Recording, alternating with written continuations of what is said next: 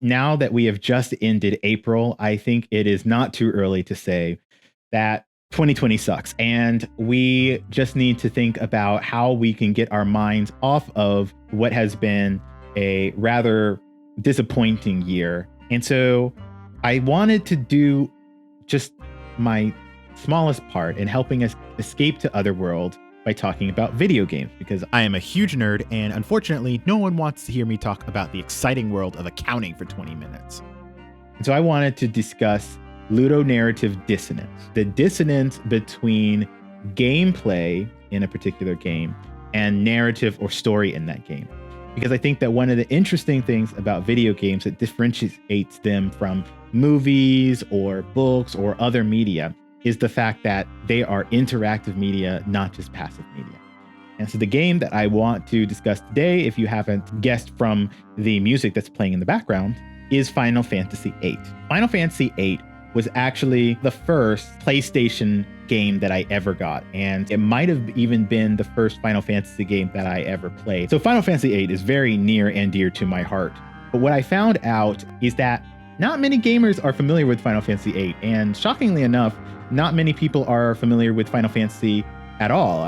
If you're not familiar with the game, if you're not familiar with the series, don't worry. I'm going to walk you through everything you need to know with some minor spoilers, I guess. But if you are familiar with the game, then I still want you to stay through and pay attention, because my name is Subversive Asset and I believe in subverting your expectations. Whatever you think you know about the game, I want to cause you to think a little bit differently about that. I think that Final Fantasy VIII, to be honest, gets a bad reputation. It's not viewed as one of the best games in the series. And in fact, some gamers would probably put it closer to being one of the worst. And I think that part of it is that the team was very ambitious when they were doing Final Fantasy VIII. Final Fantasy VIII is the second of the 3D Final Fantasy main series games. And, you're probably playing Final Fantasy VII Remake if you're, have new consoles. Unlike me, I don't have any new consoles, so I can't play new games, unfortunately. But Final Fantasy VII was the first of the 3D. And so Final Fantasy VIII came by and kind of, up the ante in terms of having more realistic 3D models. And the other thing that it did was it tried to do something very different in terms of the story. So Final Fantasy VIII, I think, is one of the games that's more, about the romance and driving the characters and things like that. But the problem is that Final Fantasy VIII tried to experiment with both its gameplay and its narrative. And I think that the most polarizing games in the Final Fantasy series tends to be those games that shake away from the gameplay mechanics in some way. So Final Fantasy II, very experimental, also very polarizing. Final Fantasy 13, some people think, it's a walking hallway simulator. And Final Fantasy VIII, I think, especially has this issue because it had an interesting kind of gameplay mechanic that shook the JRPG concept on its head. Most JRPGs work by you fight monsters to get experience points to level up. And so you can grind to level up and become stronger than all of the monsters and make the rest of the game extremely easy. What Final Fantasy VIII wanted to do was the enemies level up with you. And so instead it has this mechanic of the junction system where instead of leveling up, just through beating up characters, you junction various things to your characters to improve their statistics. And so a lot of the game becomes about, instead of grinding for experience, it's about junctioning and learning the junction system. And so this was actually pretty innovative because it meant that you could go through the game with a very low level and yet still be very overpowered if you got your junctions right. The junctioning is interwoven throughout other mechanics. There's a card game, Triple Triad, that is a side game, but you can collect cards related to that, and you can then use tools relating to junctioning to get items, magic, etc. out of those cards. And using that, you can then junction magic to your character. So if you are willing to play Triple Triad, and if you are willing to junction items and magic from those cards, you could junction magic that would make your characters extremely powerful by increasing their statistics without really fighting anything. And so the question is, when you have a gameplay mechanic like this, what is the impact or what is the related nature of that gameplay mechanic on the story of the game? What I found very interesting about Final Fantasy VIII, but also very polarizing about Final Fantasy VIII, is that at the fundamental level, and if you haven't played the game, I guess these are kind of spoilers, junctioning is one of the major sources of conflict in the game. In Final Fantasy VIII, the way that the world works is that there's one type of magic that comes from sorceresses. And sorceresses are the only people who can natively use magic.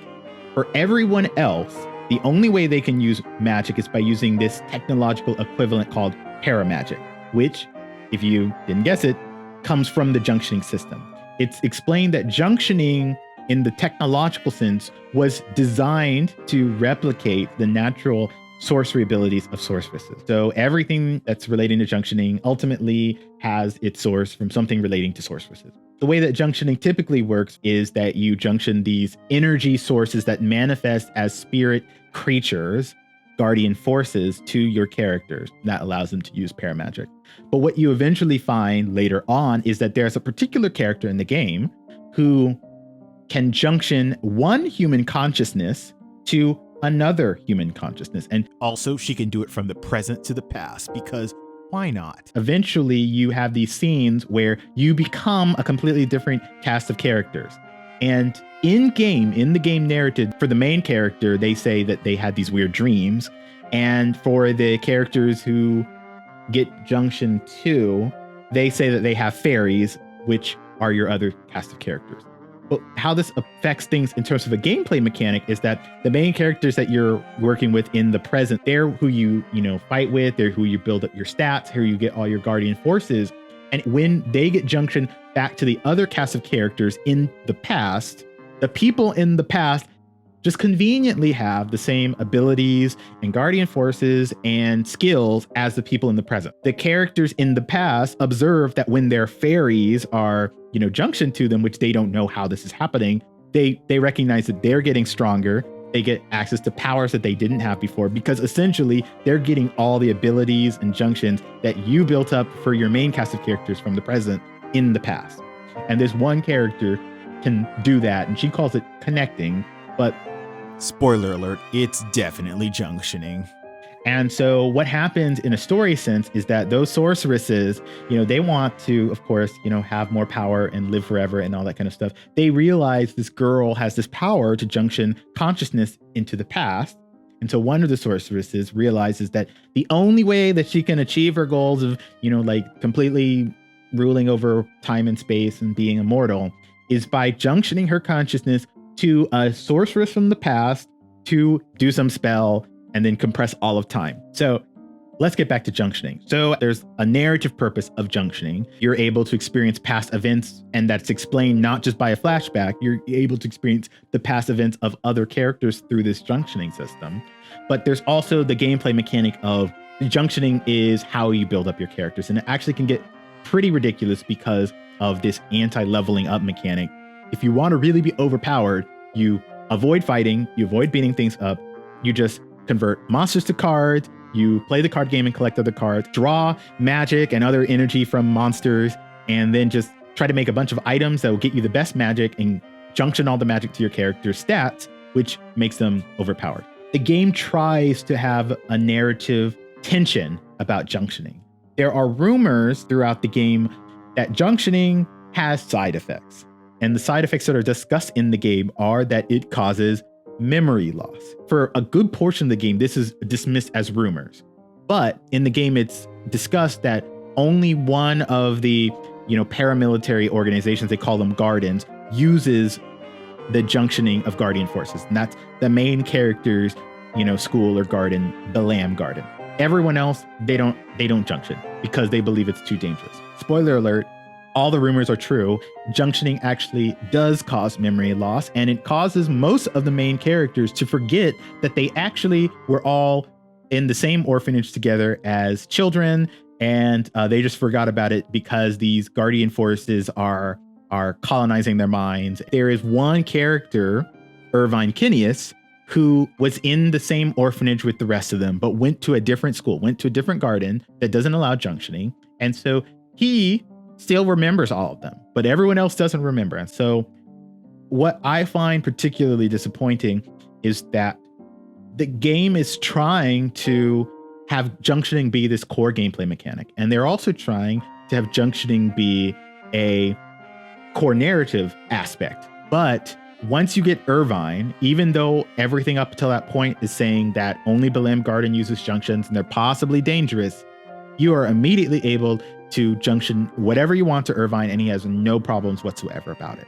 I think that this is a good example of ludonarrative dissonance because junctioning is so critical to the leveling system and the experience system that you could essentially treat every other character as one another and junction whatever you want to them. And this actually causes a problem because it means that the characters actually aren't very differentiated. Yes, they use different weapons, and yes, they have different personalities, but if you junction someone with the exact same magic and the exact same guardian forces, you can give them basically the exact same stats. Whatever differences between characters are negligible because junctioning has so much more powerful of an effect. But what would be different if the game had the audacity to really explore the differences of philosophy between the different citizens about junctioning? What if Irvine Kinneas, who comes from a different school that doesn't allow junctioning, was never allowed to junction? In my cover story for Blue Fields, I tried to tell a bit of a story to that. What is the difference between someone who junctions and someone who doesn't? Because in game, it essentially creates these overpowered super soldiers who have forgotten memories. But what would everyone else react to if they were working around people like that? For Irvine, what kind of experience would that have been like to meet people who seem so familiar to you, and yet they have no recollection of you? You're trying to compare because you're from one school and they're from another school. You're trying to see who's got the better soldiers. And you notice these guys, they don't want to fight. They want to run away. They spend all their time playing card games. They're obsessed with card games. And yet, when it gets time to fight and it's a fight that they can't escape, they just junction up their cars, they junction up their items, they junction up their magic. And all of a sudden, all the time that you spent training, becoming a master sharpshooter, becoming a master marksman, just hours and hours of practice is eclipsed in a moment because you are outclassed by people who can get as much or more gains than you can just by giving away part of their minds to these energy entities in their minds, the guardian forces. If the game had discussed more of that, that would have been a more powerful statement for Final Fantasy VIII. But unfortunately, this isn't really discussed. And so I guess that's that. If you want to hear the background music, then you can click to listen to my cover of Blue Fields on its own. Thanks. Bye.